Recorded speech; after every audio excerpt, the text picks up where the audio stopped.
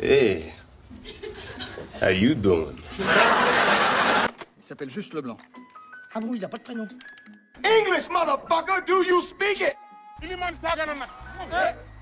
King Kong ain't got shit on me! The Lannisters send their regards.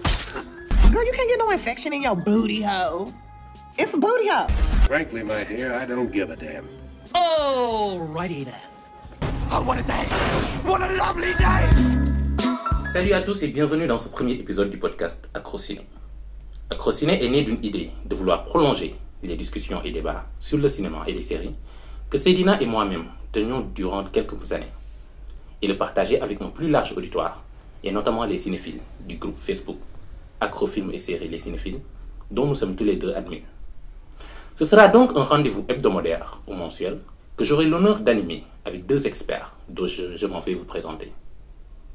Alors, galanterie oblige, je vais commencer par Fama André Sow, ou Khalissi Fama pour les plus intimes. Réalisatrice et scénariste, mère de 2 dragons, reine des ringers et des premiers fans de DiCaprio, protectrice des royaumes de Tarantino, de Fincher et de Peter Jackson. Fama, bonsoir. Bonsoir. Ensuite, à ma droite, nous avons Seydina Sine, ou Maître Sine, comptable de profession, historien par passion, otaku à mi-temps, inconditionnel de Spielberg, Nolan et Scorsese, admirateur des chairs fraîches à 16h. Seydina, bonsoir. Bonsoir. Et pour les chairs fraîches, ça vient en avant ou en dernier? Non, je conteste ce point-là quand même. Mais bon. On y reviendra plus tard. Donc, vous l'aurez compris, nous serons là pour 1 heure de palabres, de causerie, de discussions, de jacasseries, de querelles autour des films et des séries, mais tout cela dans la bonne humeur. Donc, au programme de ce pilote, nous discuterons de 2 films marquants sortis cet été, Atlantique de Matty Diop et Once Upon a Time in Hollywood de Quentin Tarantino. Et dans la dernière partie, nous allons revenir sur des séries finies cette année. Game of Thrones, The Big Bang Theory, VIP, Orange is the New Black. En effet, quoi de plus logique pour notre début que de commencer par la fin? Mais juste avant d'y plonger, nous allons écouter la chronique actualité de Fama. Alors, petite chronique actualité du cinéma et des séries. Donc on commence en parlant du Joker, qui est le film de la rentrée, réalisé par Todd Phillips, avec Joaquin Phoenix en tête d'affiche, qui ont déjà gagné 1 Lion d'Or à la Mostra de Venise. Beaucoup de très très bonnes critiques sur le film, le trailer est magnifique, enfin personnellement en tout cas. Joaquin Phoenix est pressenti pour les Oscars, pour l'Oscar du meilleur acteur sûrement. Et ils sont aussi bientôt au Festival international du film de Toronto, où je pense qu'ils vont être assez bien placés.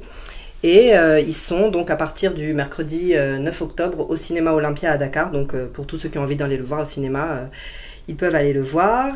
Toujours sur grand écran, donc on voit aussi la bande-annonce de Banlieusard, le film de Kerry James et Leila Si, qui va sortir sur Netflix et en France le 12 octobre, qui est dans la lignée des films de banlieue française comme La Haine.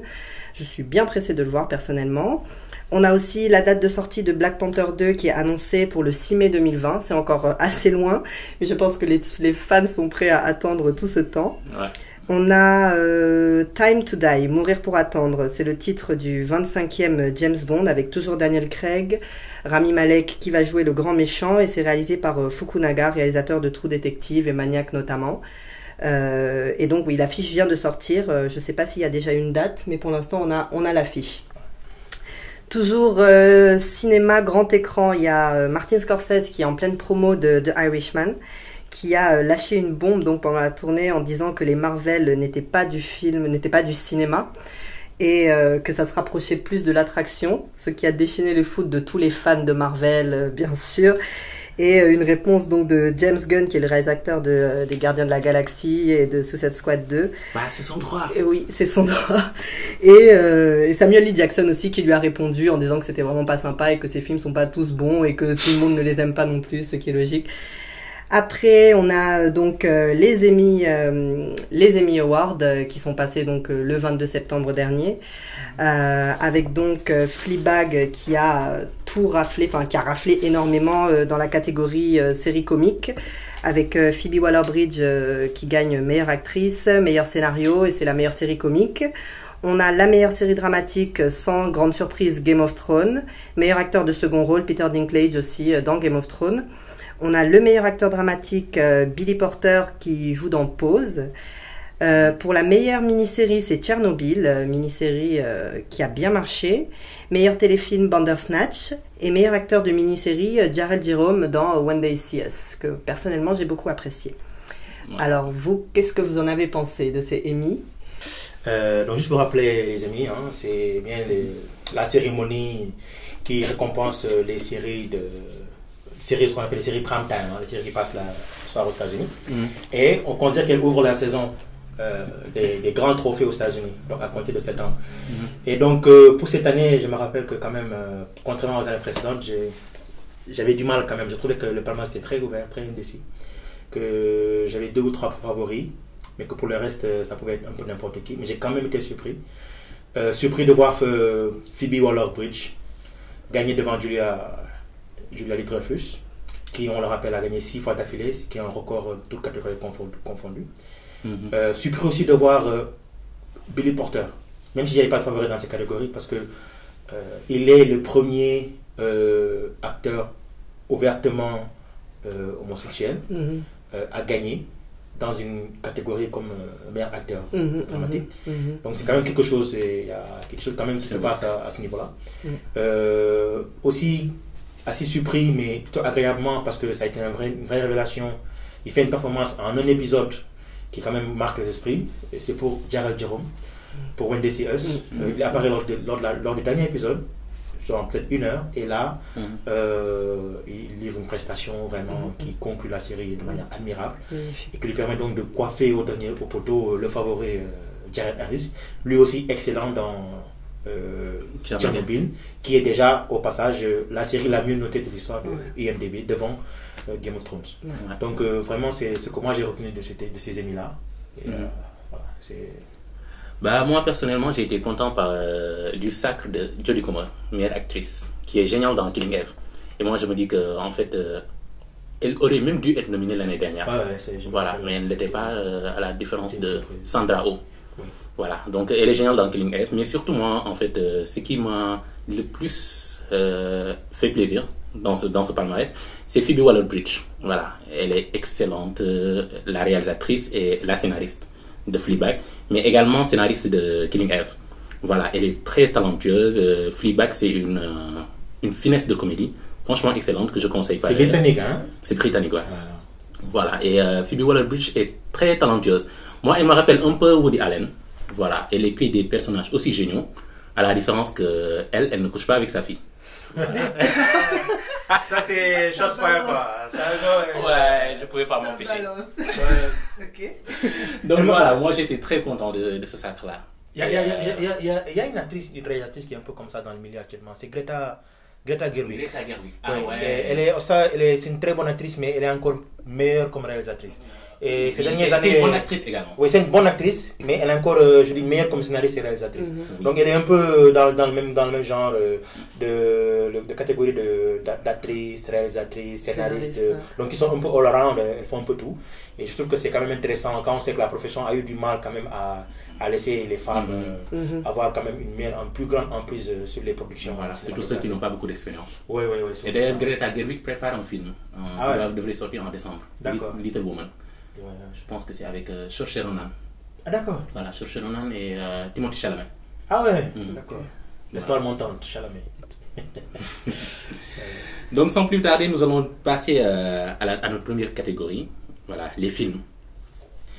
Alors, ordre de sortie et impératif patriotique nous pousse à commencer par Atlantique, le premier film de Mati Diop, de la réalisatrice franco-sénégalaise Mati Diop. Alors, pour résumer, c'est quoi Atlantique? Donc, c'est l'histoire d'une jeune femme, Ada, qui vit à Dakar. Elle est promise à un homme avec qui elle doit se marier. Voilà, mais dont elle n'est pas amoureuse.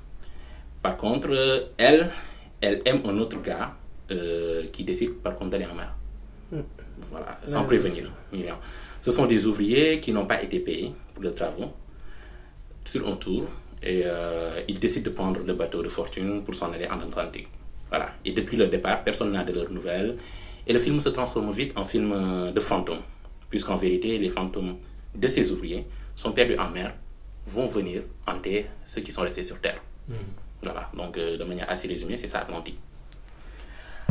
Alors, je sais pas si vous avez vu le film. Non, alors moi personnellement, j'ai pas encore eu le temps de le voir. Je suis censée le voir en cours bientôt, mais on l'a pas encore vu. Par contre, j'en ai beaucoup entendu parler. J'ai vu pas mal d'extraits qui m'ont parlé. En tout cas, enfin, je sais qu'il y a des passages, par exemple, ça m'a un peu choqué, surpris de voir deux jeunes Sénégalais qui s'embrassent à pleine bouche. C'est quelque chose de très rare dans le cinéma sénégalais. J'avoue. On le suggère, mais on le voit jamais. Et je trouvais ça génial. Ce que je trouve génial aussi, c'est justement voilà que ce soit un film pas complètement terre à terre, c'est un petit peu fantastique et c'est pas non plus un genre très africain. On fait pas nous de films futuristes tellement, on fait pas beaucoup de films voilà fantastiques. On est toujours dans du dramatique, essentiellement dramatique ou comédie.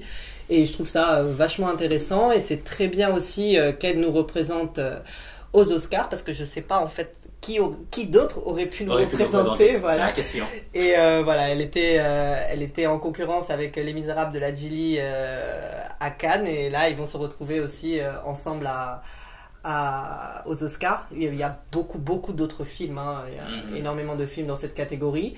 Mais bon, j'espère qu'on va s'en sortir et c'est déjà une victoire pour moi qu'on soit voilà, aux Oscars avec un film de qualité et réalisé par une femme. Personnellement, moi, ça me fait quelque chose. 2 ans après, félicitations. Voilà, c'est sympathique. Oui, j'abonde dans le sens de Fama. Bon, pas encore vu, mais j'ai vraiment l'intention de le voir. Parce que rien que le titre et le sujet, moi, ça me fait penser à une écrivaine sénégalaise qui a beaucoup exploré sur l'attente et le besoin de certains de partir pendant que les autres restent. C'est Fatou Diom. Le titre me fait penser à cette œuvre-là, Le vent de l'Atlantique. Il y a ce thème dans ce livre de celui qui part et qui laisse sa mère, qui laisse sa promise au pays. Et effectivement, le film me fait beaucoup penser à cette œuvre. Et effectivement, à l'image, lors des premières images qu'on voit, on voit bien que la réalisatrice a réussi à réinstaurer ce climat. Et sans doute, d'où sans doute le plébiscite, aussi bien critique, on l'espère, populaire, maintenant que c'est sorti en France. Et donc, c'est vraiment une très bonne nouvelle, parce qu'on avait eu peut-être une première alerte avec le Félicité d'il y a 2 ans d'Alain Gomis. Mais là, on espère qu'avec cette œuvre de Mati Diop, on aura vraiment... Je ne sais pas si ce n'est pas encore dans la shortlist officielle de l'Oscar, mais c'est prélisté, si j'ai bien compris. Oui, c'était parmi les 9 présélectionnés. Les 9 présélectionnés. Donc, on espère vraiment que là, bon, déjà, il y a les Césars. Espérons que les Césars vont aussi consacrer. Et que donc, derrière, au niveau de l'Oscar, il y aura une autre consécration. Parce que c'est vraiment un plaisir donc, de voir une production africaine arriver à ce niveau-là. Mais aussi, dans cette performance, de voir une réalisatrice franco-sénégalaise, Mati Diop, vraiment proposer et donc se voir récompensé de cette façon par un plébiscite mondial. Donc vraiment, c'est un film à voir, je conseille qu'il faut avoir, l'intérêt de le voir. Il y a quelque chose qu'on oublie aussi dans ce film, c'est que c'est comme Félicité, c'est Omar Sall et Cinecap qui l'ont produit, qui sont coproducteurs en tout cas. Et voilà, c'est quelqu'un qu'il faut qu'on salue parce que c'est... Il travaille quoi, il travaille et il produit et de niveau international quoi. D'accord. C'est dommage que le cinéma africain, parce que le cinéma africain quand même à l'international, hors festival je dirais festival de niche, a du mal à accéder à la reconnaissance de certaines nominations. Mais donc avec ces films-là, on espère vraiment que dans le sillage d'autres films, soit production sénégalaise ou production africaine, pourront vraiment se faire remarquer à un niveau de reconnaissance. International. Ouais. Alors moi j'ai particulièrement aimé Atlantique. Voilà, j'ai trouvé le film beau, social et assez politique aussi. Quoique j'ai trouvé un peu que ça c'était un petit film. Bon, j'aime pas qualifier les films de petits ou mineurs, mais Atlantique est un peu quand même. Voilà, il n'y a pas de grosses ratées dans le film. Au contraire, il y a très bonnes idées de cinéma. De cette manière dont les fantômes ressurgissent pour demander des comptes. De cette manière également dont ils s'accaparent des corps de leurs victimes. Voilà, et les côtés fantastiques, c'est très réussi. Et également de la même manière dont Mati Diop filme Dakar, des interactions entre les classes sociales, de cette belle atmosphère nocturne, de ce Dakar un peu bercé par les remous et ressacs de la mer, qui n'est pas d'ailleurs sans rappeler Tuki Buki de Djibril Diop. Je pensais exactement à lui, j'ai failli intervenir en disant, mais ça on dirait du Djibril Diop Mambéty ou d'Ousmane Sembène de la... Voilà, c'est il y a des scènes qui font penser direct à tout. Ah oui, c'est son nom. C'est son oncle, oui. C'est la fille de Oasis Diop, donc... Le frère de Djibril Diop Mambéty. Alors ça, non, oui, ça, c'est je dans... n'ai pas fait le rapprochement. Elle doit connaître par cœur les films de Djibril Diop Mambéty. Non, c'est... La pomme n'est pas loin de... Mais c'est ça. Ah non, là, c'est... C'est pas tombé loin de l'arbre. C'est l'arbre d'à côté, mais... Ah ouais, donc ça... C'est le même champ. Ah ouais, non, maintenant là, c'est bon. Là, faut le voir, c'est la fille de... c'est la nièce de Djibril Diop Mambéty, ça... Faut le voir, il y a de bonnes choses dans le film, en fait. Il y a de bonnes choses. Seulement, des fois, ça décolle pas vraiment. Voilà, il y a... Par moments, c'est un peu trop dilué. Par moments, c'est inégal. Voilà, mais quand même, de manière générale, ça reste un film appliqué et plutôt bien calibré. Voilà, et c'est assez intéressant de voir dans le paysage cinématographique sénégalais et même mondial des films comme Atlantique, parce que c'est différent des canons européens et américains en termes de cinéphilie. Donc moi je me dis rien que pour ça, ça mérite sa sélection à Cannes. On peut, voilà. Ouais. Bon, l'autre truc également, c'est que juste après l'annonce du palmarès à Cannes, on a entendu ça et là, et notamment de la presse française, dire que le film a gagné le Grand Prix à Cannes, non pas pour ses qualités artistique, mais plutôt pour sa résonance politique. Sa thématique. Quoi. Voilà, je ne sais pas ce que vous en pensez. Qu'est-ce qui n'a pas de résonance politique au cinéma? Honnêtement, moi, avec les années, j'ai perdu un peu cette illusion que le cinéma faisait chambre à part avec la politique. Je sais maintenant que ce n'est pas vrai. Au fur et à mesure, des certaines récompenses ont clairement une portée politique, ou en tout cas sont données en résonance en événement politique. Donc, si tel est le cas, je préfère me dire que c'est sa chance et donc tant mieux. Que pour des raisons donc extra cinéma qu'elle ait gagné. Je ne veux pas prendre ça comme veulent le prétendre, ou bien en tout cas que veulent insinuer les journalistes que ouais c'est parce que non. C'est d'abord un bon film. C'est parce que même politique ou pas, si c'était pas un bon film, il n'en serait pas arrivé là. Et donc si effectivement ça résonne avec l'actualité, ben tant mieux. Ça prouve que le cinéma a beau être un divertissement, a beau être un art, il accompagne notre société dans tous ses aspects. Mais bon, quand même, n'oubliez pas que c'est un art et que dans sa subjectivité, il y a des choses qui quand même sont pleinement reconnues et appréciées pour la qualité même de l'œuvre. Et puis il faut que les perdants trouvent des excuses au fait qu'il n'est pas gagné. Pour que le film n'ait pas gagné. C'est ça. C'est ça, c'est vrai aussi. Mais également, le truc, c'est que moi, quand j'ai vu les derniers Tarantino, On se pour un temps in Hollywood, et ensuite, lorsque j'ai vu Parasite de Bong Joon-ho et Douleur et Gloire d'Almodovar, je n'ai pas pu m'empêcher de les comparer à Atlantique, puisqu'ils étaient tous en compétition à Cannes. Voilà, je le fais chaque année avec tous les films en compétition. Mais de cette comparaison plutôt, Parasite en pâtit un peu des fois. Par exemple, comparé aux autres films, ça allait plutôt scolaire. Voilà. Mais moi je me dis encore, est-ce que cette comparaison est pertinente? C'est ça. Peut-être faut juger l'œuvre par rapport à son expression dans son entité la plus totale, quoi. Pas forcément le comparer aux autres. Parce qu'on compare naturellement. Ouais, mais moi je pense qu'il y a quand même une grosse part de... Il y a des films par exemple qu'on va regarder à une période de notre vie. Ouais. On va pas les aimer. Et à une autre période de notre vie, parce qu'on a vécu telle chose ou telle chose, on comprend mieux, on s'identifie mieux, ça résonne plus dans notre... Oui, il y a des films qui... oui, effectivement, je te coupe pas, mais effectivement, pour te rejoindre, il y a des films qui rentrent dans... À une époque, je me rappelle, il y a un film, Tron. Le premier Tron de 82, quand il sort, c'est un échec. Parce que c'est des mecs qui rentrent dans des ordinateurs, on ne sait pas ce qu'ils font, ils se battent avec des trucs. Mais Tron aujourd'hui, Tron est devenu, dans les décennies qui ont suivi, un film culte. Parce que tous ceux qui après sont devenus des pontes du milieu du numérique ont eu ce film-là comme étant leur base, quoi. Ils ont vu des concepts, des programmes qui parlaient des échanges au niveau informatique, au niveau nanotechnique.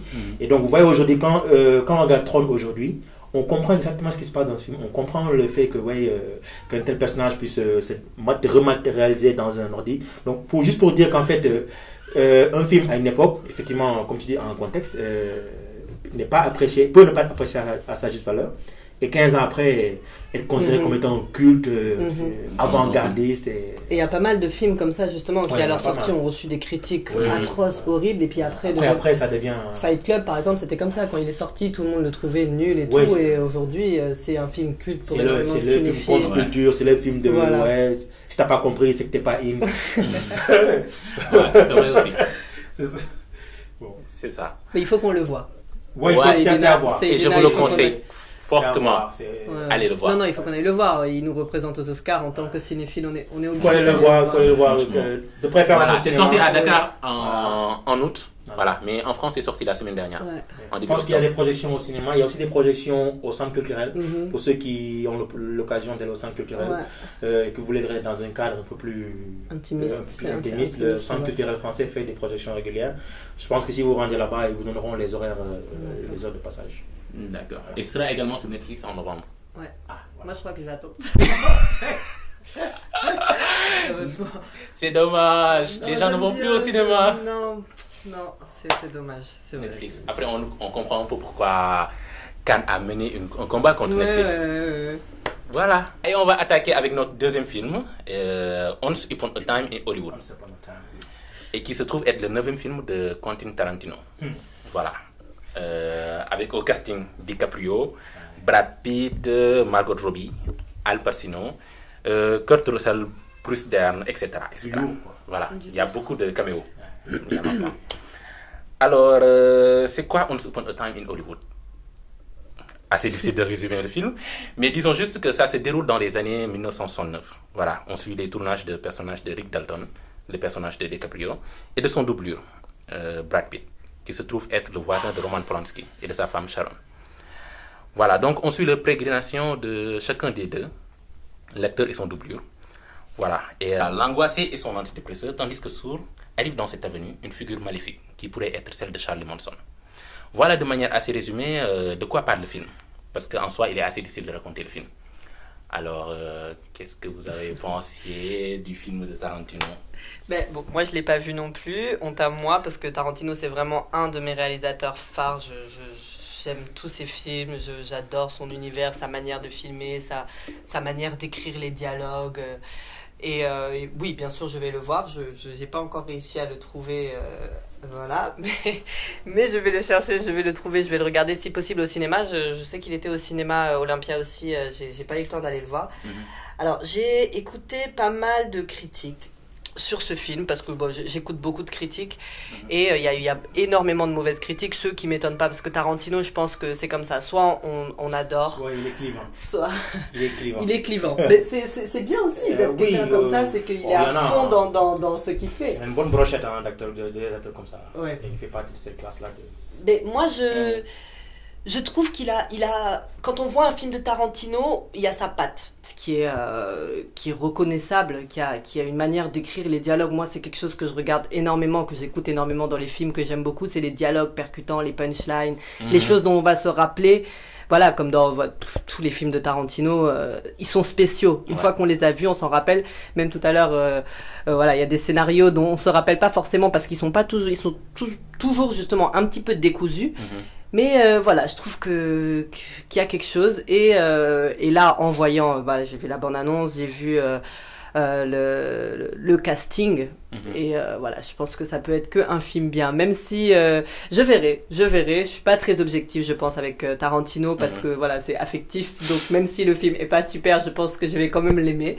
Et voilà. Protectrice de voilà, c'est ça. C'est ça. Tarantino, il est pas loin. Il n'est pas loin d'être un gros surcoté pour moi. Mais je suis un peu sévère. Parce que il m'a fallu du temps pour apprécier ces films. Même si je les ai suivis, j'ai tout suivi par devoir, depuis Reservoir Dogs. Donc Reservoir Dogs, Pulp Fiction. Ensuite, je pense qu'après il y a eu... Boulevard de la Mort, ouais, Death Valley. C'est à partir d'Inglourious Bastard vraiment que j'ai saisi ce qu'était Tarantino. Et encore plus avec Hateful Eight. Qui est venu après Django Unchained. Donc je reconnais son talent, c'est indéniable. Et puis il est assez rare pour que tu puisses apprécier ses œuvres et les attendre, quoi. Je sais pas si c'est volontaire ou pas.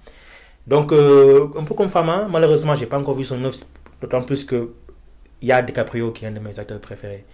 Il y a Brad Pitt, il y a Al Pacino. Donc vraiment il y a des têtes. Voilà, c'est un film à voir malgré tout, parce que c'est le Tarantino. Et dans Tarantino, même si effectivement je m'attends à ce que ce soit un peu mitigé, il y a toujours quelque chose qui vaille la peine d'être repéré. Le simple fait que effectivement c'est le parcours d'un acteur et de sa doublure à une époque, donc je pense qu'il est un peu dans l'âge d'or du cinéma hollywoodien, ou un peu vers la fin, parce que c'est la fin des années 60. Donc on est un peu vers la fin de l'âge d'or. Voilà, on est un peu vers la fin de l'âge d'or. Et que donc on voit cet acteur avec sa doublure, leur relation, leur rapport. Et que donc, en toile de fond, il y a ce personnage quand même marquant, si je puis dire, de Charlie Manson qui aménage. Et donc, quand on sait que Charlie Manson, bon, c'était le charme personnifié parce qu'il avait un charisme. Bon, en fait, quelques petites secondes. Voilà. Mais en fait, il est là. C'est-à-dire qu'on sait que c'est là qu'il était, c'est là qu'il arrive. Donc, même si on ne le voit pas, je pense que ça, le spectateur, il voit qu'il entend parler de Charlie Manson, donc il l'a en tête. D'une façon ou d'une autre. Donc, pour moi, c'est un film à voir, malgré tout. C'est un film à voir.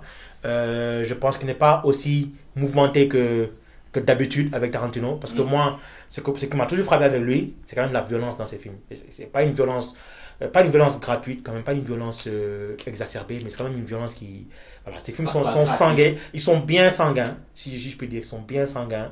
Ils débloquent une situation, ils arrivent à un moment où, voilà, tout de suite, ça te...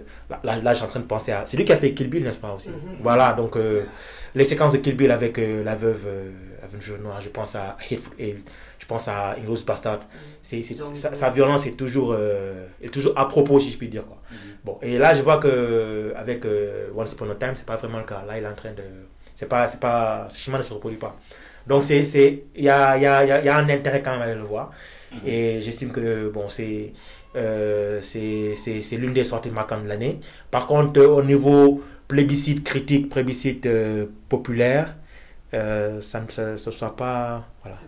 Ça soit pas trop ça. Voilà. Et heureusement d'ailleurs. Parce que moi je me dis, si tout le monde avait aimé, j'avais pas aimé. Ah ouais? Ouais, d'habitude c'est comme ça. Non, mais quand même, en fait, d'habitude, depuis Pulp Fiction, il y a toujours eu un rôle qui est...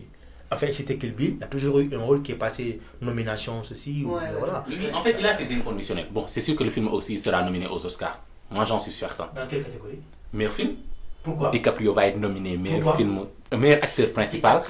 Brad Pitt, meilleur acteur secondaire. Le film, meilleur film. J'en suis sûr. Je suis pas sûr, moi. Moi, j'en suis sûr. C'est ton pronostic. Attendez de voir le film. Pour l'instant, j'ai pas de candidat, donc je peux pas me prononcer. Mais je verrai bien, effectivement... Faut que je vois pour être sûr. Mais pourquoi pas, effectivement, parce que c'est Tarantino et qu'il est apprécié de l'Académie. Pourquoi pas, effectivement, DiCaprio et Brad Pitt. Mais surtout parce que le film est très bon. Voilà. En fait, moi, j'ai trouvé le film particulièrement grandiose. Voilà. En fait, c'est pas le genre de film auquel on pense lorsqu'on a vu comment dirais-je, lorsqu'on a annoncé le projet, quoi. Voilà. Moi, je pensais plutôt que Tarantino allait venir nous raconter le meurtre de Sharon Tate par la famille Manson. Mais c'est pas du tout ça qui l'intéresse. Voilà. En fait, c'est pas plutôt ça le propos principal du film. En fait, le film, c'est 2 heures de balade assez mélancolique de 2 amis en fin de carrière à Hollywood. Voilà. Moi, c'est comme ça que j'ai perçu le film, en fait. Une sorte de ode au cinéma de la belle époque avec... Et du cinéma hollywoodien. Oui, une ode au cinéma hollywoodien avec... Il y a beaucoup de ça dans le film. Je pense que beaucoup d'acteurs d'une certaine génération pourront se retrouver dans ce rôle d'acteurs vieillissants un peu sur le déclin. Parce que justement, ce qui a marqué avec l'âge d'or, c'est qu'on avait des pointures, des Paul Newman, on avait de grosses têtes qui, la décennie suivante, ont commencé à se faire extrêmement rares. Et peut-être il leur a fallu peut-être 20 ans d'être vraiment vieux ou d'avoir atteint 70 et quelques pour revenir sur le devant de la scène. Et d'ailleurs, c'est pour ça qu'on a parlé d'âge d'or, parce qu'il y a une époque où, dans les années 60, où Hollywood a été extrêmement prolifique. Il y avait des têtes, c'est des gens qui sont tous rentrés dans la légende. Ceux qui ont commencé, ceux qui ont brillé dans ces années-là. Mais la décennie suivante, ils ont brutalement... coulé.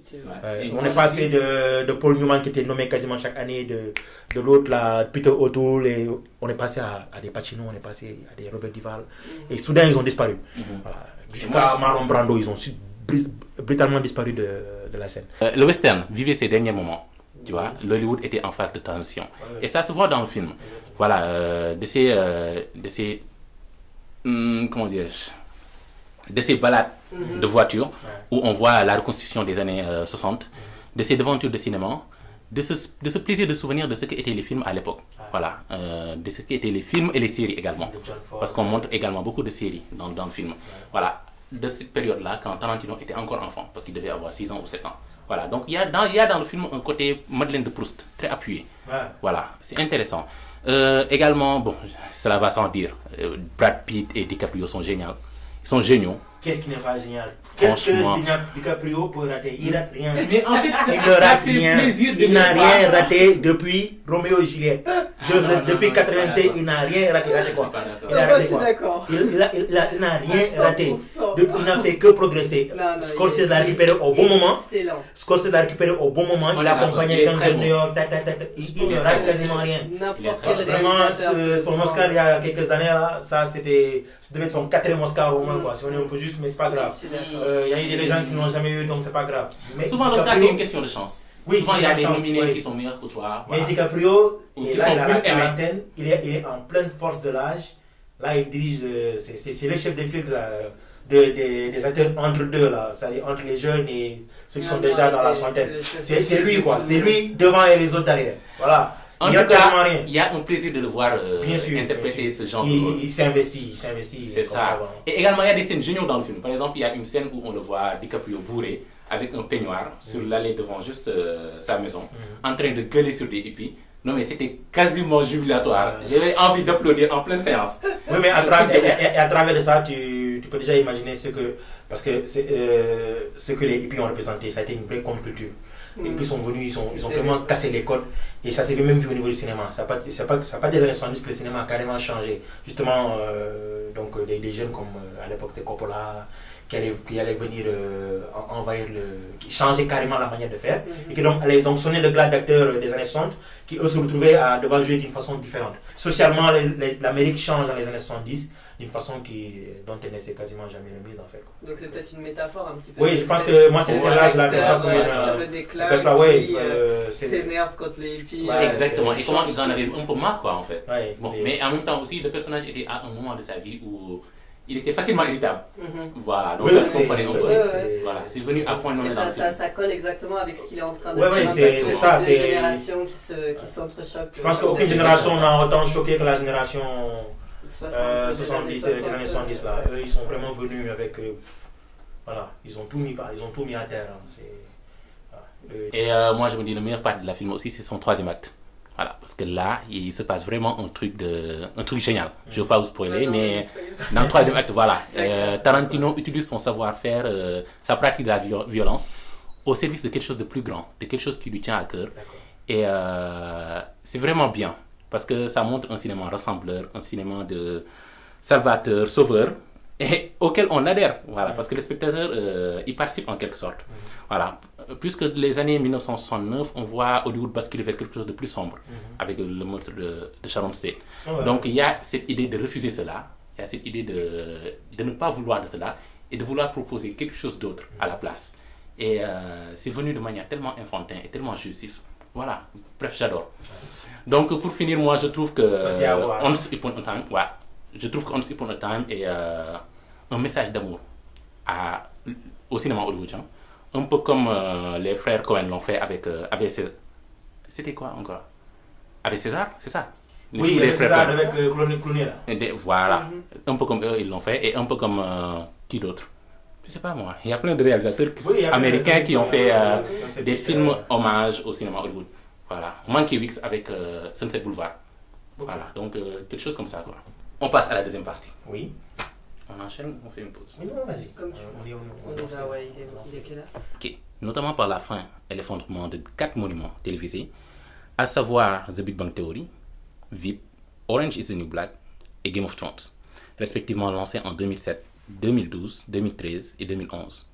Si certains départs de séries nous brisent le cœur, d'autres nous soulagent à jamais. Mais peut-on parler de la fin d'une ère, puisque ces séries auront considérablement marqué la télé ces dernières années? Nous nous avertirons d'y répondre dans quelques minutes. Et nous allons commencer par The Big Bang Theory, le sitcom de CBS. Leonard, Howard, Raj et Sheldon, la bande de nerds la plus célèbre à la télé, nous ont dit au revoir en mai dernier, après 12 longues années. Alors, qu'avez-vous pensé de cette dernière saison de The Big Bang Theory, pour ceux qui l'ont vu? Parce que moi, je ne l'ai pas vu. Ah non, la dernière saison, dernière épisode, saison, non, j'ai ouais. pas vu le final. Le dernier épisode, j'ai Moi pas vu, non mais j'ai plus. commencé à regarder la dernière saison. C'est tu l'as vu? Oui, Tu l'as vu? j'ai suivi fidèlement. Parce que moi, le genre comique, c'est mon genre. Hein. J'adore lire au cinéma. Mais Big Bang Theory reste quand même. C'est un ovni dans la catégorie sitcom enregistré. Parce que, au-delà du fait que c'était dans la lignée de Friends ou même de Seinfeld, parce que c'est une bande d'amis et leur dynamique, ce sont les personnages. Et franchement, moi, je l'estime que c'est le personnage comique de cette décennie.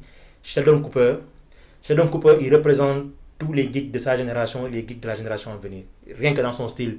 Le style t-shirt manche courte sur t-shirt manche longue, déjà il faut le faire. Mais aussi c'est sa personnalité. Le fait que c'est un pince sans rire, qu'il avance tout droit et il s'en fout des autres d'une certaine façon. Mais quand même, ça ne l'a pas empêché au bout des 12 saisons de changer, de s'adapter, d'avoir une copine et puis même de comprendre un peu ce qu'il faut faire avec sa copine, aller jusqu'à l'étape décisive, mariage et tout. Donc, voir aussi ce personnage-là et donc ses amis autour évoluer. Et à chaque épisode quand même, malgré que, il faut l'avouer, les dernières saisons ont été répétitives, la série a perdu des audiences. Ça a été un plaisir en soi. Les épisodes, ils peuvent s'apprécier indépendamment parce que les personnages sont forts, parce que Sheldon Cooper lui-même, incarné par Jim Parsons, qui a gagné quand même au tout début 3 ou 4 fois d'affilée meilleur acteur dans une série comique aux Emmy et même aux Golden Globes, ça a été vraiment un plaisir et ça a été marquant. Sheldon a eu des phrases, des concepts qui sont restés cultes. Et comme je dis, donc, il a vraiment incarné une génération de comiques. Et la série se conclut de manière extrêmement admirable. On finit le sourire aux lèvres. Il y a pas vraiment, j'ai pas ressenti en regardant pour la dernière scène, je n'ai pas ressenti de colère ou bien de tristesse. Elle ne pouvait pas se faire terminer autrement que ça s'est terminé pour lui. Et c'est vraiment ce qu'on pouvait espérer. Il n'y a pas eu c'était pas aussi dramatique quand même. Friends a fini de manière dramatique. Friends a arraché une larme à tous ceux qui l'ont regardé quand même. Parce que ça s'est fini vraiment sur un ton, mais non. Mais Big Bang Theory s'est terminé comme si, bon, allez, on se reverra au prochain épisode. Mais on est toujours là. Donc, là, on peut les laisser partir en fait. C'était vraiment un kiff. Ça a été un kiff pour moi. Ok. Voilà. Bon, moi, j'ai aimé la série au début. Je suis allé jusqu'à la saison 5 ou 6. Je ne me rappelle plus, mais voilà. J'en avais marre à un moment. Ouais, c'était lassant, en fait. Ça devient répétitif. Et surtout, au moment où ils ont commencé à tout romancer là, où chacun des nerfs avait sa petite copine à côté, après, moi, ça devenait ennuyant. En fait. Dans le développement des personnages, à un moment, c'était nécessaire. Parce que c'est 4 geeks. Oui, mais... Oui, c'est ça, mais c'est 4 geeks. Ils ont une voisine qui n'est pas tout geek. Donc il y en a un qui est un peu fan de la fille. Donc au fur et à mesure que eux, bon, ils essaient de l'inclure et donc de se familiariser avec elle, ils commencent à changer. Et la fille même en question, elle aussi, son personnage évolue un peu parce qu'elle parle de Raj et non, Howard, voilà. Même pour Howard ça marche. Mais en fait moi pour je sais pas, pour Sheldon ça faisait pas trop. Avec Amy, c'était un peu bizarre. En fait, on peut dire que Big Bang Theory c'est la série qui a un peu montré la culture geek au monde. Oui. Tu vois, culture nerd quoi. Oui. On les montre comme, voilà, on les rend sympathiques et tout. Mais seulement dans cette même logique de les rendre sympathiques là, on les rend normaux. C'est un peu comme pour dire au départ ils étaient spéciaux, ils étaient nerds, décalés et tout. Mais après plus ça avance, plus il devient normal. Mais oui, parce que c'est normal aussi. Parce que ça montre que avant tout. Qu'est-ce que ça veut dire être normal? Être normal, c'est quand même, selon la société où tu vis, pouvoir, parce qu'il le fallait aussi, qu'on le dise ou pas, Sheldon ne pouvait pas avoir la trentaine et être un docteur, sans autant au moins y penser, au moins l'inclure dans son paradigme de calcul, parce qu'il avait un plan bien défini. Du jour au lendemain, il rencontre. Justement, son plan bien défini, il n'y avait pas mariage. Il n'y avait pas de mariage, mais ça ne peut pas devenir, parce que ça montre que, et moi ce que j'ai compris, c'est que ça montre qu'on peut être d'une certaine façon, on peut avoir des objectifs, avoir une personnalité, et pourtant évoluer en incluant des choses qui ne sont pas négatives, mais qui ne cherchent qu'à l'améliorer. Sheldon, quand il commence à rencontrer Amy, je me rappelle, c'était la fin de la saison 3, fin de la saison 4, ils se rencontrent dans un bar, c'est bizarre au départ, mais au cours de la saison suivante, ils lui parlent tous les jours. Et ils échangent de tout et de rien. Et c'est les autres qui disent, mais tu sais que c'est une petite copine. Dit non, c'est pas possible. On échange de ça. Elle me parle le matin, elle me parle le soir. C'est de nerfs quoi. Ouais, après on dit, mais en fait, ça, plus ça, c'est ta même copine. Il dit, oh, ah bon, oh, c'est pas grave.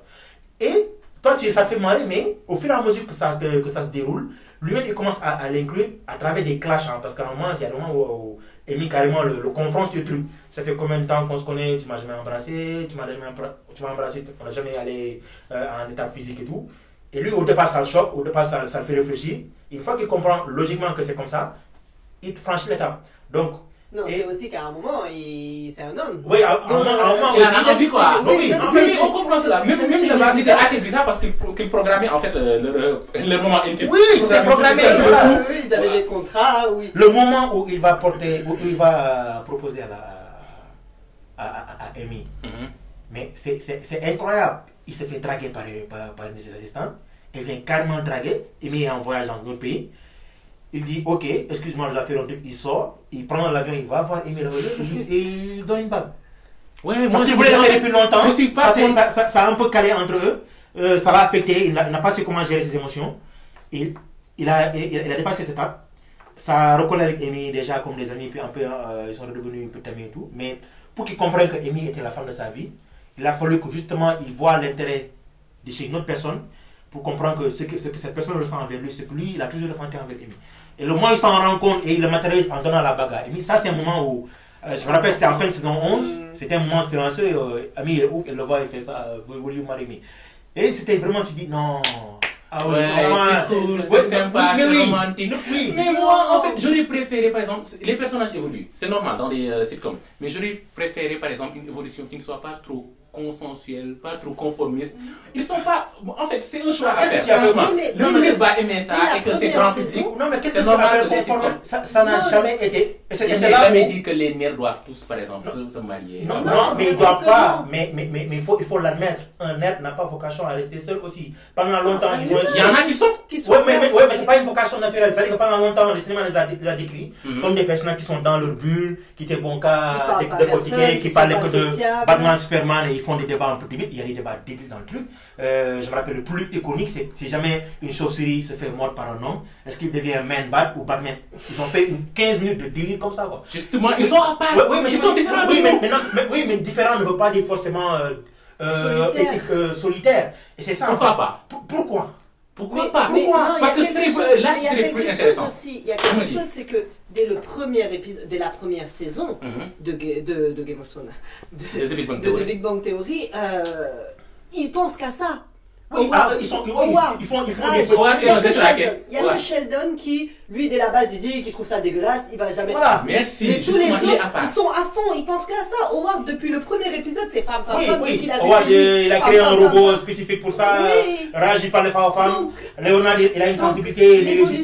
L'évolution, finalement, elle n'est pas dans le fait que il s'intéresse d'un coup aux femmes. Oui, ça pas que brutal. Elle est dans le fait qu'ils réussissent enfin petit à petit, comme par exemple Raj, son problème c'est qu'il n'arrivait pas à parler aux femmes, il s'entraîne avec Penny pendant plusieurs saisons. Il fallait qu'il boive pour qu'il parle aux femmes. Voilà, puis un beau jour, il commence à... Et on ne peut pas les laisser comme ça jusqu'à 12, 13 saisons que genre, ils ont personne. Je suis d'accord, mais c'est 4 nerfs. Pourquoi tous les 4 doivent forcément évoluer? Parce que c'est une évolution logique. C'est une évolution de la société. Oui, c'est un peu comme normal. Mais parce qu'ils sont dans la société. Les nerds, d'ailleurs, et surtout leurs femmes. Moi, j'aime les prises de risques. Et les femmes sont bizarres, c'est pas des femmes normales. Je sais, Amy, il n'y a pas plus bizarre. Elle est bizarre, Amy. Elle est bizarre, même si elle est très cliché et très. Voilà. Elles sont toutes bizarres. Comment elle s'appelle, la blonde? Oui, Amy, c'est pas Penny, c'est pas Amy, c'est. Oui, c'est vrai. Bref, la femme de Howard, quoi. Et pourtant, j'ai oublié son nom. Elles sont toutes bizarres. Elles ont toutes l'air bizarres. Mais par exemple, prenons l'exemple de Perry. Perry, au départ, elle ne voulait pas avoir l'enfant. Oui. À la fin, j'ai pas regardé, mais apparemment, elle était enceinte ou elle a eu un gosse. Mais ça, c'est la vie. Non, elle a fini par. J'ai vu ça quelque part sur le net. Oui, elle a dit qu'elle ne voulait pas. Howard, Léonard a accusé le coup. Elle s'est expliqué. Elle a dit ok, d'accord. Mais effectivement, à la fin, elle a fini par accepter. Elle est arrivée à cette conclusion d'elle-même. Et pourtant, c'était intéressant de voir, par exemple, au départ, un personnage féminin dans un sitcom ne pas vouloir de femme. Par exemple, c'était assez spécial en fait. On voit rarement ça. Tu vois? Oui. Après, à la fin, il fallait toujours que ça soit plus conforme. Oui, mais en fait, il faut dire que sans ça, la série n'aurait pas connu 12 saisons. Et que aussi, il fallait aussi quand même que les personnages évoluent. Parce que là aussi, il fallait éviter le piège du ça tourne en rond. Tu vois, et ça se passait jamais facilement. Et même à la fin de la saison, l'épisode 11, le dernier épisode de la saison 12, il y a un truc que Amy dit à Sheldon juste avant la fin. Sheldon, ça le fait réfléchir, mais tu sens que c'est ce qu'il avait besoin d'entendre depuis le début. il y a un truc qu'il me dit carrément, parce qu'il y a un truc que Sheldon il décide de faire dans le dernier épisode. Je veux pas spoiler les femmes, mais il y a un truc que carrément. On va pas regarder de façon. Non, elle veut regarder. Moi, je vais pas regarder. Il y a un truc carrément, il lui dit. Et le gars, le Sheldon répond, c'est tout ce que vous avez toujours pensé, c'est pour ça que vous avez toujours. Est-ce que vous me détestez des fois? Il dit, des fois, on te déteste à cause de ça. Mais il le sait déjà. Non, il ne le sait pas. Non, et c'est ça qui est grave. Et c'est ce que tu comprends en regardant le spin-off Young Sheldon.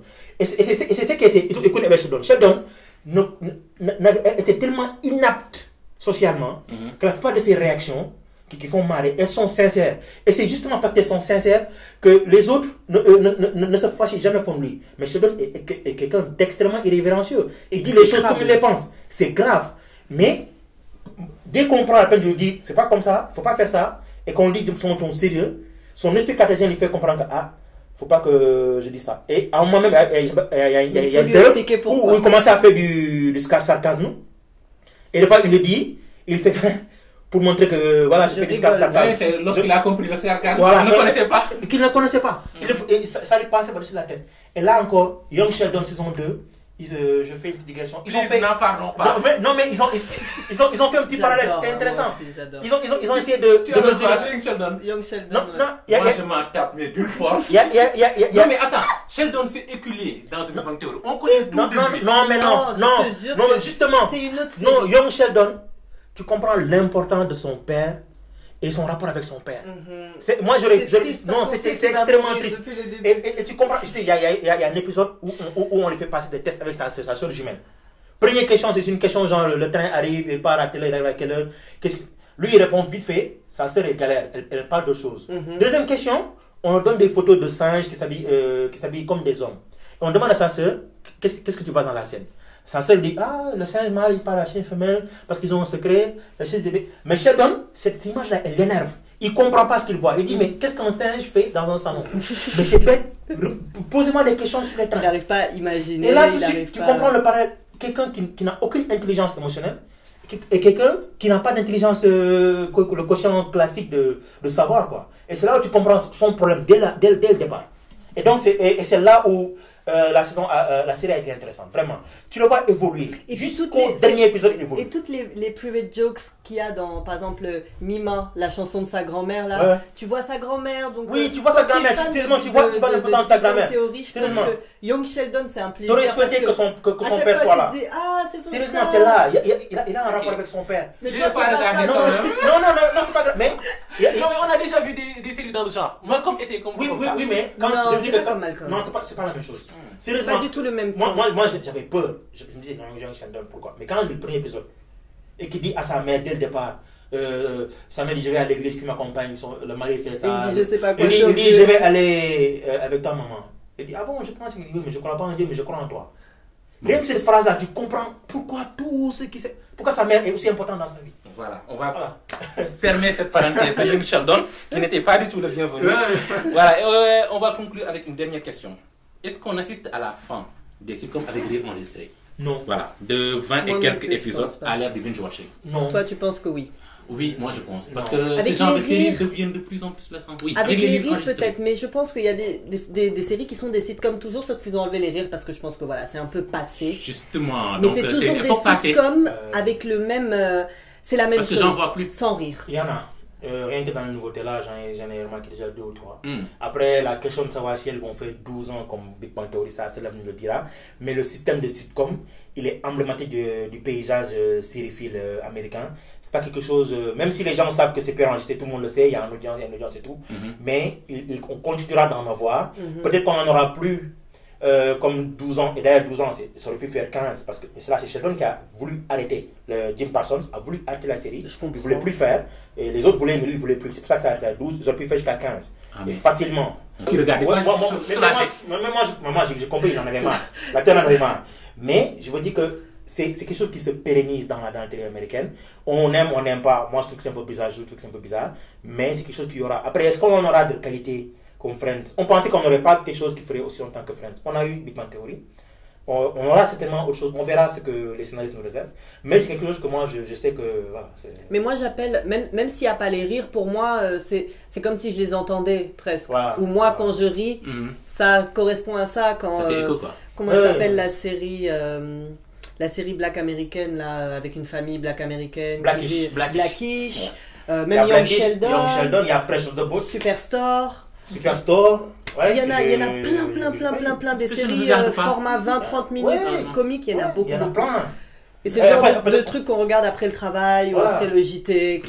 Voilà, il n'y a rien à suivre de spécial, chaque épisode est indépendant et c'est quelque chose, je pense que c'est un format qui va continuer parce que ça marche. D'accord, donc on attaque avec VIP, la satire de HBO. C'est la politique américaine qui s'est terminée en mai dernier, après 7 saisons. Ouais.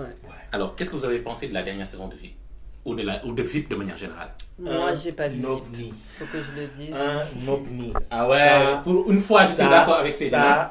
D'ailleurs, déjà, c'est une adaptation d'une excellente série anglaise à la base, de Petit Covid.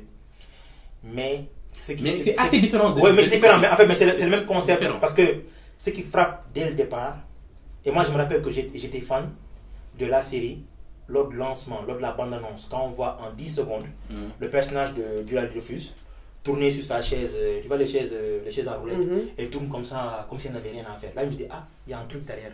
Il y a un truc qui veut être dit là. Et effectivement, on voit que, et là, je me suis rendu compte, c'est vraiment là que j'ai réalisé que le poste de vice-président, il sert à rien 90% du temps. Et la personne essaie de meubler. Mais elle-même, elle est incompétente d'une façon, mais incompétente qui ne s'assume pas. Et les gars autour d'elle sont incompétents d'une façon assez particulière, mais de ouf. Et surtout, le ton. Ça me donne... Je n'ai jamais entendu autant d'insultes au mètre carré dans une série. On est d'accord. Ils disent tout, mais il y a des trucs... D'accord. Sérieusement, il y a des trucs qu'elle dit, mais quand j'ose même pas les répéter, quoi. En anglais comme en français, c'est incroyable de dire des trucs pareils à la télé. On s'imagine comment les scénaristes ont pu écrire des insultes comme ça. En tout cas, tu sens que les scénaristes, ils se sont fait plaisir. Éclatés. Ils disent des trucs, c'est incroyable. Elles balancent des inepties. Et j'ai même entendu les acteurs en question dire que nous-mêmes, eux, dans le rôle, ils se sont sentis des fois visés parce qu'ils se disent non, c'est pas possible. Là, c'est carrément mon physique qui est attaqué. Et elle insulte tout le monde. Non, tout le monde. Ses adversaires comme son équipe. Non, là par exemple... Elle déteste tout le monde, même sa fille. Là par exemple, je vais risquer là parce que rien pour vous donner l'autre idée, à un moment elle parle d'un gars, elle dit, mais vous savez, il est aussi inutile que si tu utilisais un croissant comme un dildo. Ça fait pas le boulot et ça fait le bordel. Voilà. C'est choquant. Voilà. Et c'est drôle et tout le monde comprend ce que c'est hilarant. Voilà. Ça fait pas le boulot et ça fout le bordel. Voilà. Vous me foutez dans la bête. Et là, il dit, foutez le camp. Dégage. Elle dit comme ça, direct. Et imagine, il y en a un là, le longiligne là. Jonah, il se prend des et qui à la fin devient un Trump 2.0. Non, mais le gars il dit il faut attaquer les maths, et nous disons les maths parce qu'il vient d'apprendre que les maths ont été créés par des Arabes et que les Arabes sont terroristes, donc il faut bannir les maths. Des États-Unis. Il le dit et tout le monde dit en pleine campagne. Comme ça et ça passe. Et aussi autre chose, c'est politique, mais jusqu'au bout on ne sait pas quel parti elle représente. Ouais, démocrate. C'est ça. On ne sait pas si c'est démocrate. On se bat Des fois, tu penses que c'est démocrate, par exemple, dans la saison 6, au début. Oui, des fois, oui. Elle demande, il y a un shooting, elle demande qu'est-ce qui l'arrange le plus, que le tueur soit blanc ou musulman. Et après, elle apprend que le tueur est blanc. Et elle jubile devant sa campagne. Tu t'imagines? Non, c'est autre chose. C'est irrévérencieux. Et encore une fois, là, comme là-bas, il y a un personnage, quoi. C'est Julia Dreyfus. C'est la meilleure. Donc, c'est le combat, parce qu'elle a marqué son époque avec Seinfeld. Mais là, elle est revenue en force. 6 fois d'affilée meilleure actrice comique.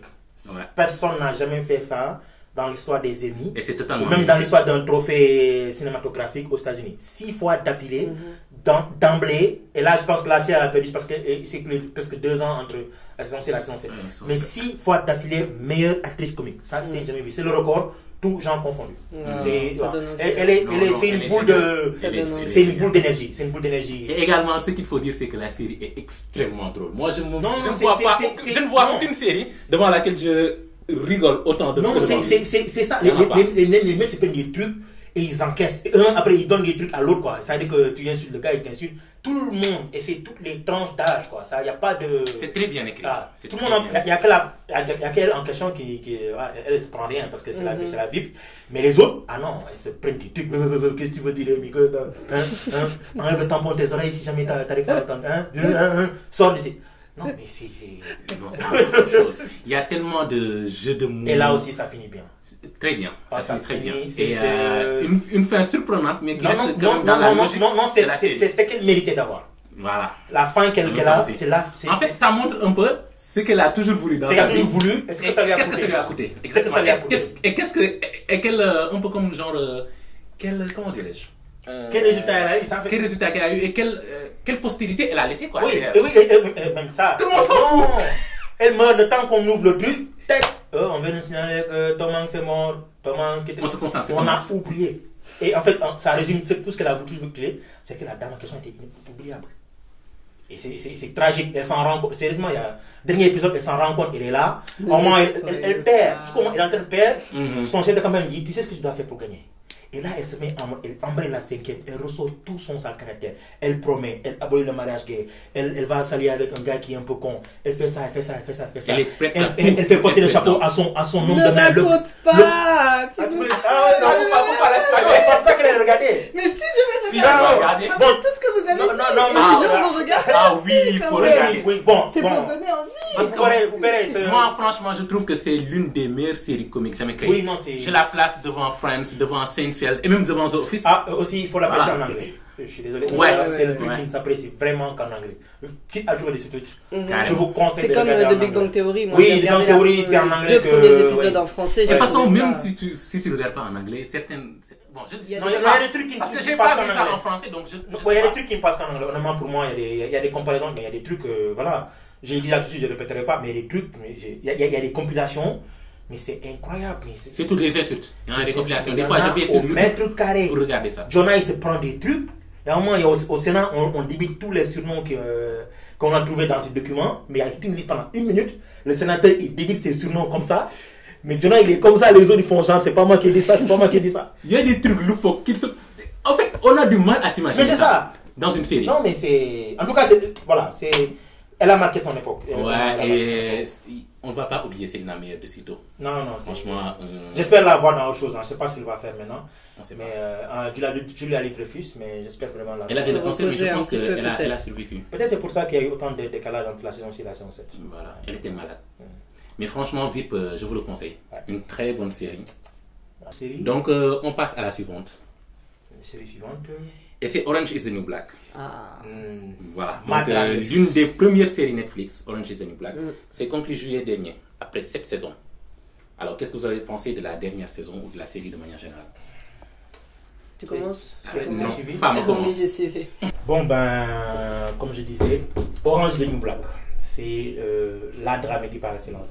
Quand j'essaie de définir le genre comédie et drama, c'est l'exemple le meilleur exemple qui me vient à l'esprit. Parce que Déjà le titre Orange is the New Black, tout simplement veut dire que dans l'expression américaine, dans le sens où orange est la mode. Quand les gens disent quelque chose de New Black, parce que le noir est généralement la couleur à la mode. Quand on dit Orange is the New Black, c'est que orange elle est devenue la mode, elle est devenue la norme. Et donc l'univers de la série c'est quoi? C'est basé sur une histoire vraie, celle de Parker Kerman qui se retrouve en prison après être impliqué dans le trafic de drogue. Et donc son parcours, les personnalités qu'il croise. Et la série donc se déroule comme ça. C'est une série de femmes en prison. Mais ce qui est marquant, c'est qu'à chaque épisode, on en apprend un peu sur les femmes de la prison et comment elles en sont arrivées là. Et donc on se rend compte que les personnages en question, les personnages en question sont comiques pour la majeure partie, mais les situations sont majoritairement dramatiques. C'est là où elle marque en fait. Surtout cette septième et dernière saison. Elle est tellement d'actualité que c'en est vraiment flippant.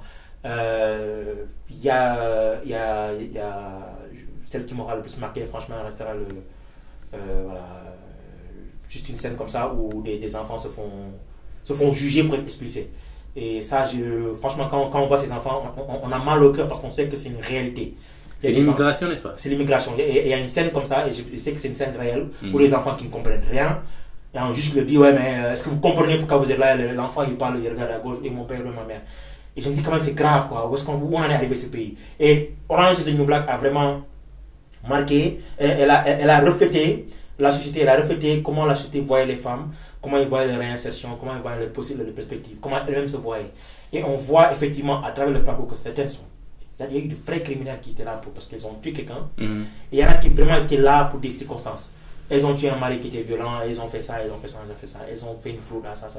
Et donc, juste pour conclure, c'est une série admirable, vulnérable. Et contrairement aux autres séries qui sont thèmes cette année, c'est une série où c'est le casting dans l'ensemble qui a loué. C'est une brochette d'actrices vraiment exceptionnelle. Celle qui joue Tyler Schilling, Papa Kaiman, Uzo Aduba, la révélation de la série. Et d'autres seconds rôles aussi qui n'ont pas été souvent nommés, mais qui sont quand même Lorna, la femme qui est dans une autre réalité. C'est même peut-être la plus effrayante de toutes celles qui sont de la prison parce qu'elle est carrément dans une autre réalité. Elle ne sait pas voir ce qui est devant elle. Et elle est sincère. Rien. Elle est sincère. Et pourtant, elle est sincère dans sa folie. Oui, elle est très sincère, très directe et très innocente, mais malheureusement, c'est elle qui a plus à plaindre.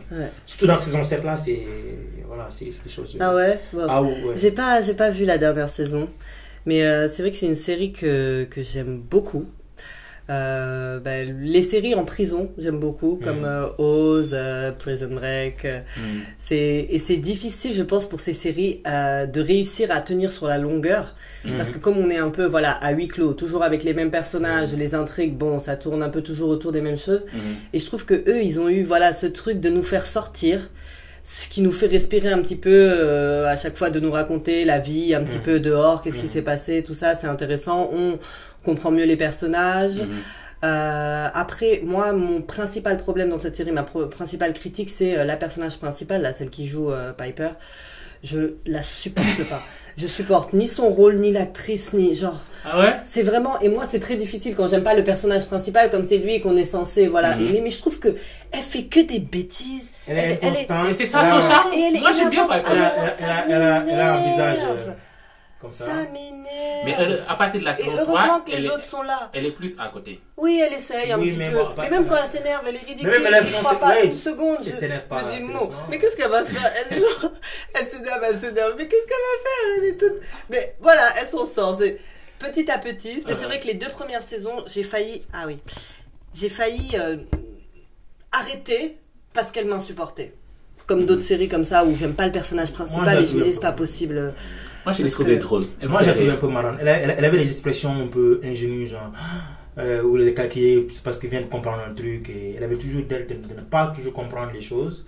Et il fallait l'aide de sa camarade, l'autre, sa copine, en fait, pour qu'elle se mette à jour. Mais elle aussi, elle a quand même beaucoup évolué dans la série. Même si, effectivement, elle est restée dans le genre. Effectivement, c'est pas du niveau, encore une fois, de Uzo Aduba. Elle, franchement, elle est partie de carrément tarée à moins taré, un peu plus. Oui. Son personnage quand même gagne un peu en maturité au fur et à mesure des saisons, mais il reste quand même le personnage emblématique de la série. Et d'autres encore, vraiment, celles qui sont revenues, qui ont rejoint en cours de route. En gros, c'est une fresque. C'est une fresque de la femme en prison. Que ce soit et de la société américaine. La droguée, qui a un grand cœur, mais qui, elle, en fait, elle ne sait pas comment se faire aimer, en fait. Et Red sait qu'elle a besoin toujours de qu'on soit à côté d'elle, mais elle ne sait pas, c'est la rousse. En fait. Elle ne sait pas comment se faire aimer, donc elle est toujours un peu dans l'ironie mordante, mais parce qu'elle est extrêmement fragile. Lorna, donc l'ingénue. Pensatoki, qui est la bornée religieuse, qui elle aussi met de l'eau dans son vent. C'est un personnage saison à saison dont on apprend sur le passé et qui nous renseigne un peu, encore une fois, sur ce que c'est d'être une femme en prison, de manière globale. C'est quelque chose que j'ai toujours apprécié dans les séries où j'ai eu l'occasion de me concentrer sur ça. Là, je fais un peu référence à Desperate Housewives, quoi. Les séries qui font des fresques sur les femmes comme ça, j'adore. Parce qu'elles montrent plusieurs facettes. D'accord. Voilà. Moi, je suis assez d'accord avec ça. Hein. Surtout la partie où tu dis que la série a trouvé la parfaite balance entre comédie et drame. Ouais. Moi, je pense que la série est spéciale pour ça. C'est ça qui la rend emblématique. Et un peu également, la série a un peu flirté avec la carte de la provocation. Avec son personnage transsexuel et ses lesbiennes. Oui, voilà. À l'époque, c'était assez. C'était pas encore. On n'avait pas encore Caitlyn Jenner. dans l'actualité. Oui. Voilà. Mais moi, justement, je pensais que ça allait beaucoup tourner autour de ça aussi. Et ça m'intéressait pas spécialement. Et quand j'ai regardé, je me suis dit bon, c'est pas ça le sujet. C'est pas ça qu'ils vont prendre pour attirer les gens pour regarder, parce qu'il y a assez. Donc j'aimais bien justement que voilà, on n'en parle pas tant que ça. Voilà. Alors qu'en prison de femmes, on pourrait en parler beaucoup plus. Il n'y avait pas beaucoup de scènes de sexe, il y avait pas. Voilà, c'était pas outrageux, voilà. c'est pas. C'était pas voilà. Vraiment, je dis vraiment, tu le regardes des fois, tu dis c'est une comédie. Mais à chaque fois que tu le laisses passer, parce que les échanges sont vraiment marrants entre Crazy Eyes et les autres, entre même les personnages principaux, entre Lorna et moi je trouve en fait c'est le rire est un conducteur émotionnel quoi. Oui, en fait, oui, non, et à un moment il y a un truc qui va te rappeler brutalement que on est dans une prison. C'est le fait que dès le départ, première saison, la mexicaine là, elle accouche, son bébé sort directement. Après elle a du mal à le voir. C'est les autres aussi, tu comprends un peu ce qui les a amenés là, tu te rends compte que derrière ce sourire, c'est Lorna quand tu te rends compte que tout ce qu'elle racontait sur son mari, sur son copain, en fait, le mec, il est harcelé, il le raconte. Et quand il le raconte, elle sourit comme si c'est pas d'elle dont on parlait. Elle est folle. Elle est folle. Pourtant, elle n'est pas folle parce que quand elle parle, elle est toujours très juste dans ses dialogues avec les gens. Tu fais ça, tu fais pas ça, tu ne dois pas faire ça, tu dois faire ça. C'est elle qui guide le personnage principal quand elle arrive. Fais ça, fais pas ça, fais ça, fais pas ça. Ouais, mais malheureusement, mais ça c'est juste dans le quotidien, dans la procédure, dans comment on vit. Mais après oui, elle est complètement folle. C'est la conclusion finale qu'on a. Sérieusement, et ça m'a fait mal de voir que en ce temps, c'est ça qu'on retient d'elle en fait. Elle est incapable d'amener la réalité. Et, ouais, c'est vraiment. Donc c'est cliniquement. Oui, elle est cliniquement. Et elle est impossible à réadapter. Ouais, elle est impossible. Elle n'avait même pas sa place là, je pense. Elle avait sa place. Oui, elle avait sa place. Même. Oui. Crazy Eyes, oui, aussi. Voilà, donc de manière résumée, vous trouvez que la fin a été réussie? Oui,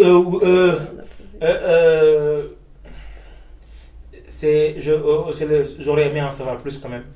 La dernière saison, bon, ils ont un peu éclaté, mais elle laisse, on aurait pu avoir un spin-off carrément sur ceux qui sont trouvés dans une autre prison. Mais je comprends le fait d'arrêter. La série a fait son temps, elle a vécu. Les autres ont envie de faire autre chose. C'était pas à la fois une fin souhaitable pour moi. J'aurais aimé qu'elle fasse encore peut-être 2 ou 3.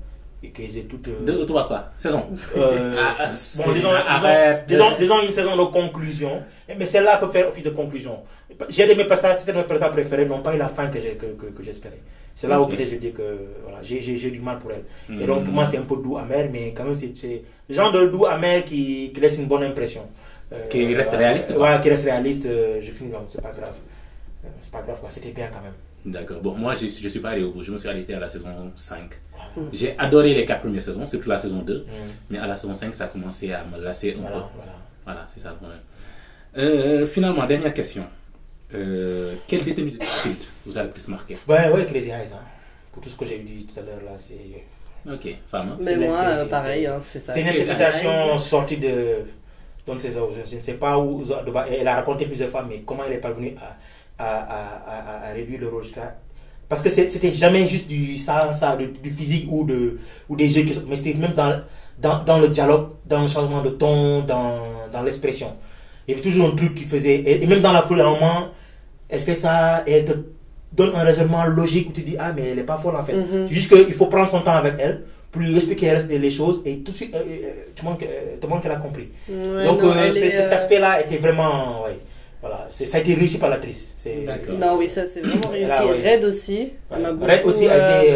Elle a un truc de. Dans le rôle de maman, la vieille maman russe. Mais qui en fait. Chaleureuse, mais qui, voilà, stricte. Ok. Bon, moi, mon personnage préféré, c'est Pussy Washington. Voilà, parce que j'adore ce personnage. Il est bienveillant, cool, sympathique. Beaucoup d'énergie. Voilà, Samira Wade. Elle est géniale. Donc, vous comprenez un peu. Pourquoi j'étais pas content à la fin de la saison 4. Non, ouais, c'était. J'ai peut-être même c'est peut-être ça, je te jure. C'est ça qui a plombé la saison 5 pour moi. Peut-être. En tout cas, je me lassais dans la saison 5. Ouais. Voilà. Donc, on va passer à la dernière série, voilà, de cette sélection. Une petite série de fantasy avec des dragons, des reines, des robes, des maîtres comme Célina, ou des khalissi comme Fama. Alors, cette série, eunuques. Voilà, des eunuques également. Cette série, c'est Game of Thrones. Pas si connu que ça, malheureusement. Ouais, on peut dire ça. Alors, qu'est-ce que vous avez pensé de cette fin? de Game of Thrones. Si jamais vous l'avez regardé, bien sûr. Est-ce qu'on l'a regardé? Ouais, on va dire qu'on l'a regardé. On fait partie des rares qui ont eu la chance de connaître la série, quoi. Allez, on va direct au bas. Disons que si on devait résumer, si on devait les classer par hype, il n'y a pas de série plus hypée de tout le siècle, 21e siècle. C'est sûr. Je n'ai jamais vu une série autant briser les barrières socioculturelles, en un sens où on est quand même sur une série de fantastique, mais toutes les tranches d'âge et toutes les catégories sociales ont regardé cette série. On n'a pas eu avec des séries de meilleure facture, si je puis dire. Game of Thrones, soit on a même allé jusqu'à ce qu'une frange de la population se gargarise de faire pas des 1% qui ne regardent pas. Bien pour vous dire qu'il devait bien avoir sur les 7 milliards, peut-être 7 millions qui s'en vantaient, parce que justement tout le monde le regardait. Même des gens qui n'avaient jamais vu de fantasy avant ont suivi Game of Thrones. Moi, je n'ai jamais vu ça. Je n'ai jamais vu ça. Non, vraiment, que ce soit chez mes anciens, chez mes collègues, toutes les catégories ont regardé. Et chacun a appris ce qu'il voulait prendre la série. Et on sait que la série, quand même, il y avait des choses. Et donc voilà, c'est la série la plus emblématique de ce 21e siècle. Ça, je dis carrément. Dans le sens où emblématique veut dire que on connaît pas. On dit que tout le monde peut citer quelque chose. Même ceux qui ne suivent pas, ils savent. C'est dire quoi. Donc la fin. Et c'est pour ça que la fin est aussi effroyable. Je vais aller directement. La fin est effroyable. Elle est effroyable parce que premièrement, c'est pas une mauvaise fin, dans le sens où toute autre série aurait pu se terminer comme elle a terminé. Ok, le personnage, il finit, il a un parcours, il finit tranquille, il revient dans son domaine initial, les autres, ils poursuivent le train. Mais là où Game of Thrones a trahi ses fans, je dis carrément, c'est qu'elle s'est d'abord trahi elle-même. Elle a mis en place des codes, des chemins scénaristiques, des petites légendes, des petits complots, qui pour la plupart n'ont pas été respectés. Surtout entre la ce qui était dans les livres. Non, même ce qui était. Non, si c'était dans les livres, on n'aurait pas parlé. On dit, ok, c'était dans le livre, c'est effacé, c'est pas grave. Mais on parle, je prends un exemple, la destinée de Jon Snow. On prend la peine de nous introduire la lignée Aegon Targaryen. Une lignée qui, d'ailleurs, ceux qui ont lu les livres n'ont pas eu confirmation. Bon, on voit dans la série que c'est un Targaryen. On se dit, ah, donc, vu que c'est confirmé, ce qui va suivre dans la saison 8 va l'amener vers ce chemin. En tout cas, va trancher dans ce sens-là. Et les 2 derniers épisodes trahissent carrément cette ligne. La destinée de Cersei aussi, clairement on lui dit qu'un de tes frères va poser dans le cas c'était dans le livre. Oui, non mais ça a été mentionné dans la série. Justement, ils l'ont évoqué parce que c'était dans le livre. Non, mais quand c'est évoqué, est-ce qu'ils l'ont évoqué, ils sont obligés de le... Si, justement. Non mais si, ils sont obligés. Non, et c'est là où la responsabilité d'une série envers les fans, elle est énorme. Quand tu prends la peine de dire à un fan quelque chose, que tu lui mets en place une théorie à la télé, tu te dois de la respecter. Le fan, il faut le respecter. Quand il sent que tu l'as mené en bateau pour qu'enfin le laisser tomber, ce qu'il te dit, c'est carrément, tu m'as menti. Et il le dit en faisant des critiques. Lorsque ça a été comme ça, Game of Thrones a fait pareil. Les fans ont pris une note. Oh, il est Valonqar. Ceux qui n'ont jamais lu le livre. Oh, ben, il y a un frère qui doit le tuer. Oh, il est un Targaryen. Oh, Arya, elle a été formée à ça. Oh, Yara Greyjoy, ça. Et aucun de ces trucs. Tout ça. Il y avait plein de petits. Là-dessus, je ne suis pas d'accord. Parce qu'en fait, je me dis, les scénaristes avaient le droit. C'est créer la surprise. Ils n'avaient pas. Par exemple, droit. les fans s'attendent à quelque chose. Non. Ils viennent amener une autre. Non. Parce que déjà, c'est assez difficile de créer la surprise. Mais il faut boucler la boucle. Ou à chaque saison, Mais on il a faut plein boucler de la théories. boucle. Il faut boucler la boucle dans le sens où tu nous expliques pourquoi c'est pas ça. On a fini avec cette théorie, on part sur autre chose. Mais tu peux pas juste changer et puis, mais alors qu'est-ce que tu nous avais dit à telle saison? Mais ne sont pas obligés de toujours montrer quelque chose de prévisible. Non, si. C'est l'effet de mais surprise. non. Et c'est là où moi, je diverge sur cet aspect-là. Un scénario, c'est pas pour rien que le cinéma, un film, comporte un scénario. S'il n'y a pas de scénario, si le scénario n'est pas important au point qu'un réalisateur puisse décider en cours de le trahir, donc c'est pas la peine de l'inclure dans le film. S'il y a un scénario, c'est pour une raison. C'est le je ne sais pas quoi et le payback. C'est-à-dire qu'on on te donne un indice, tout le monde va pas les voir. C'est comme dans les films à twist. Il y a des gens qui voient des indices, d'autres les voient pas. Et ensuite, tu comprends. Oui, mais le Valonqar, à la fin, tout le monde se connaissait.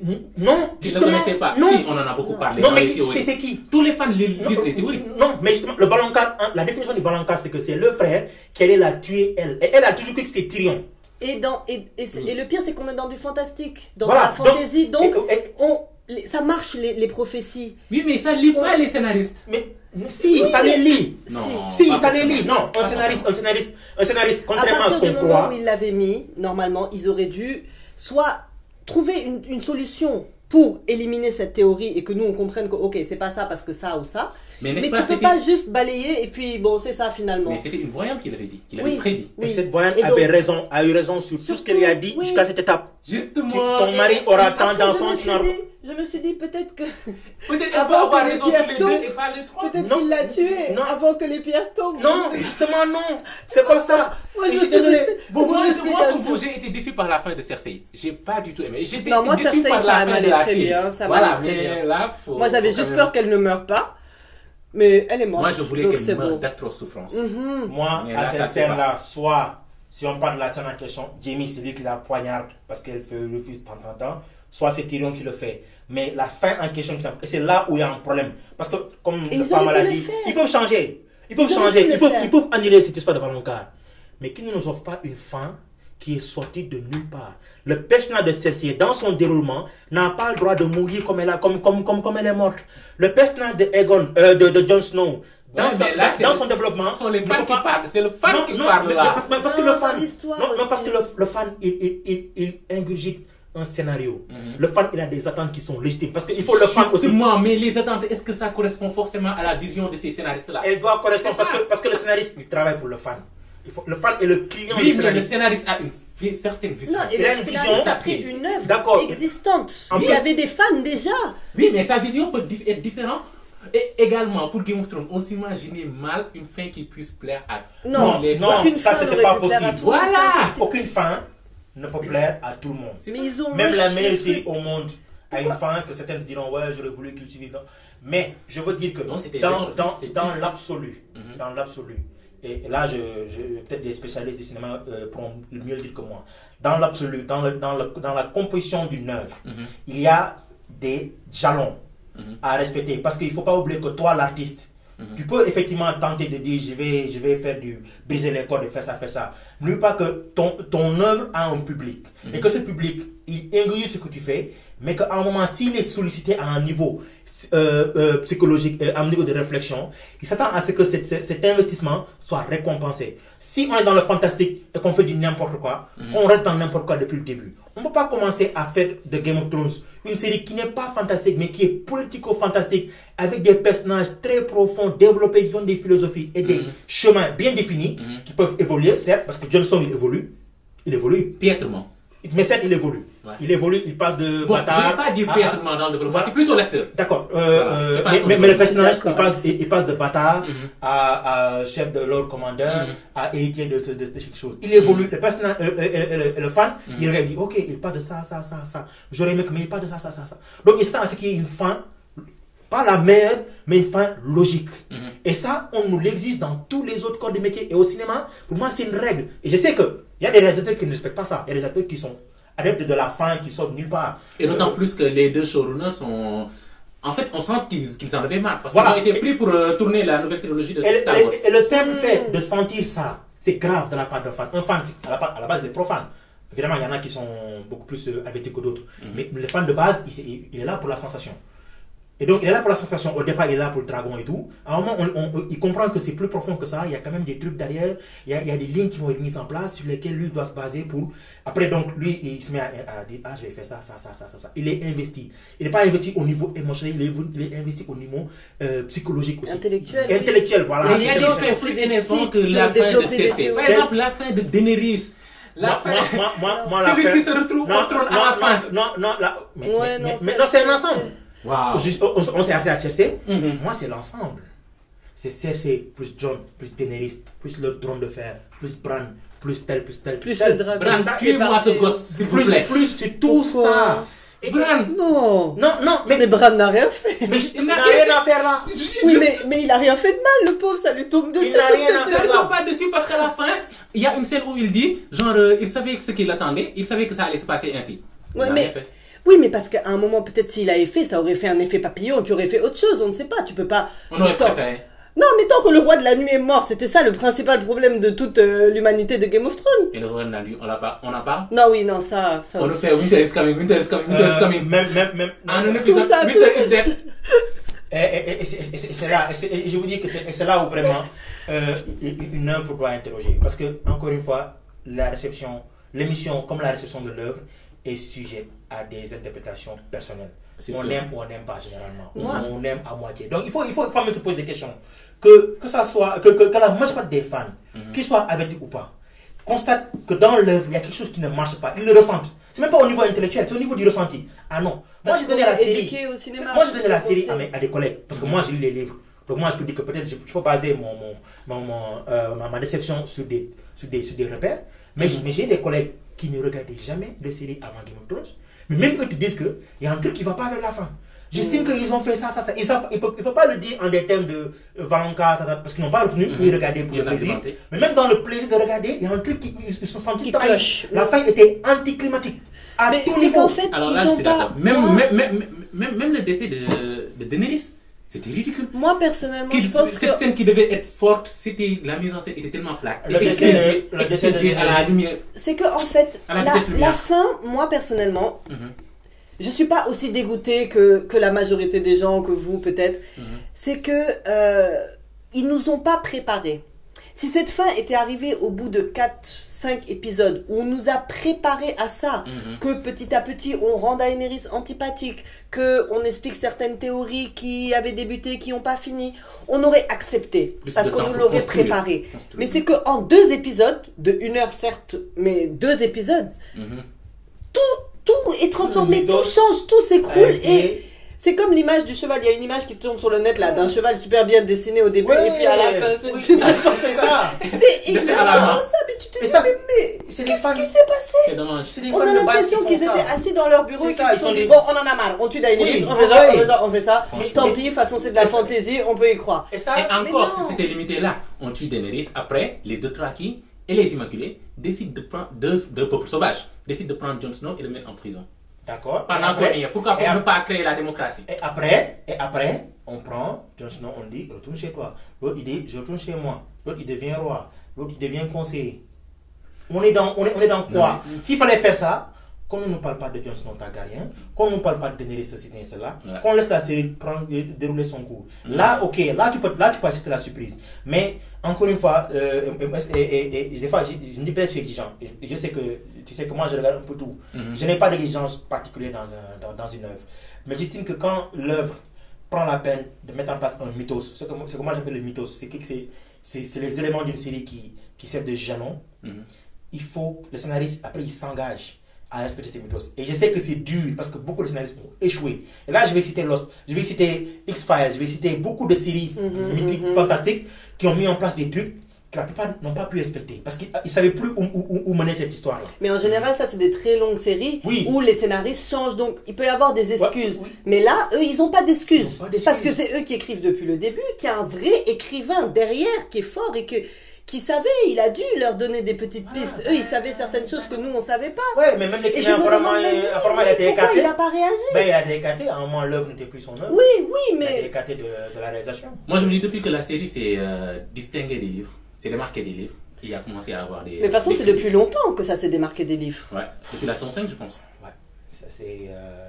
depuis... En fait, non, c'est toujours... Depuis la première saison, il y a des trames de livres qui ont carrément des personnes qui ont été écartées. Mais le gros schisme est venu à la saison 5. Parce qu'en fait, au niveau des livres, on en est au 5e tome. Donc, il reste encore 2 tomes qui devaient normalement nous dire qui survit. Est-ce que Jon Snow survit? De qui est le fils? Et en plus, les Martels, quoi. Les Martels, je pense que tous ceux qui ont le livre, ils pleurent. Les Martels, c'est des grands joueurs dans les livres, quoi. C'est des forces.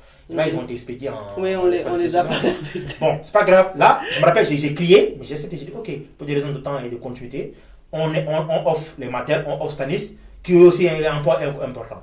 Donc, vraiment, on peut gloser dessus jusqu'à... Ouais, après, on est tous dessus. C'est un débat sans fin. Voilà, mais... Ça a marqué la décennie. Ça a marqué la culture, la pop culture. C'est une série marquante. Ça a vulgarisé la fantaisie. Et encore, est-ce qu'on doit résumer la série à sa dernière saison ou à sa fin? Malheureusement, moi, les fins, comment toute chose, c'est toujours la fin qui compte. Malheureusement, cette fin Non, restera je très suis pas amère. C'est souvent la fin qui rend la série mémorable. Non, Et mais seulement Exactement. Game of Thrones a été mémorable avant la fin.